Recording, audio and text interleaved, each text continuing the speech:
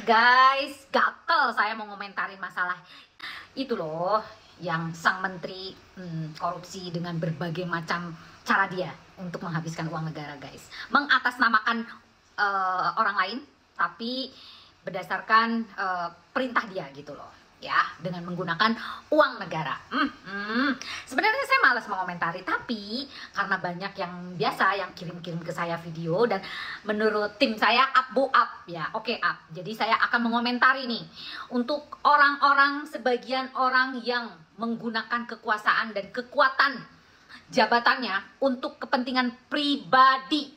Ingat, segala macam diberikan kepada anaknya, cucunya, istrinya, sampai berbagai macam skincare dan operasi atau apalah gitu ya untuk beauty anaknya dan sebagainya dibayari oleh negara. Dan termasuk, maaf ya, ani-aninya yang mengatasnamakan penyanyi lah, atau apa namanya, tenaga ahli lah, staf ahli lah, atau apapun itulah. Ya, saya nggak tahu kedekatan dia sampai mana gitu. Namun, ya, saya hanya mengomentari secara psikologis. Orang yang suka menggunakan kekuasaan untuk kepentingan pribadinya, itu tandanya apa, guys? Itu orang-orang yang labil, yang tidak paham tentang karakter dirinya sendiri. Dia hanya mengikuti nafsu, hanya mengikuti apa yang dia inginkan. Dia mengedepankan kepentingan pribadi dan golongannya di atas kepentingan masyarakat yang lainnya. Dia digaji oleh pemerintah loh, dia digaji dengan uang kita loh, guys, ya. Tapi dia seenaknya menggunakan uang negara dengan berfoya-foya. Keren. Nah, menurut kalian gimana, guys? Coba kita kupas ya. Apakah sisi ini patut kita contoh? Pasti tidak. Karena bagaimanapun juga kita yang dirugikan. Sekarang ini belum juga tapera, apa itu? Perumahan rakyat itu ya, tabungan perumahan rakyat. Rakyat jelata yang dipotong gajinya. Nah, seharusnya para menteri dan para wakil-wakil rakyat di DPR yang harus kalian potong.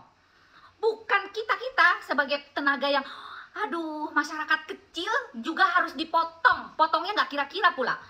Walaupun kalau kita perhitungan secara ekonomi, guys, ada tuh, kalau kita dipotong sekian dengan gaji sekian, itu nanti sampai 10 tahun mendapatkan uang sekian gitu ya. Dan itu uang yang kita dapatkan dan menurut pemerintah itu adalah tabungan kita.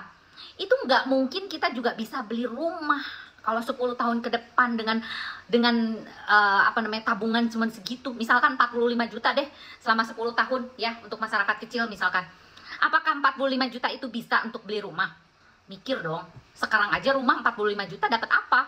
Sekarang, 10 tahun ke depan bagaimana? Jadi pakai logika, Pak. Kalau mau ngambil atau mau mencari uang, jangan kita nih masyarakat kecil yang dilibatkan.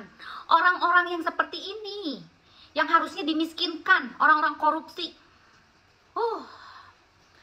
Staf ahlinya aja digaji sampai puluhan juta.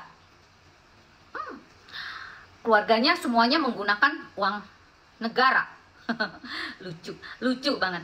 Jadi pemerintah tolong ditinjau lagi. Saya termasuk orang yang saya tidak setuju dengan adanya tabungan perumahan rakyat ini. Menurut saya itu tidak adil untuk masyarakat kecil, masyarakat bawah yang harus dipotong lagi, Pak. Gajinya dia itu nggak seberapa, untuk makan aja susah. Nah sekarang kalau dipotong seperti ini lagi, mau makan apa mereka? Mau bayar sekolah aja susah. Jangankan buat perut, buat anak sekolahnya aja, buat anak hidup aja, susah. Please dong. Jangan mengiming-imingi menganggap masyarakat kita itu bodoh. Tapi kalian hanya melihat tentang keuntungan Anda semua.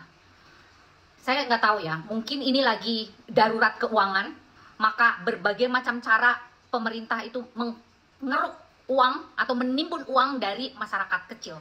Saya nggak ngerti.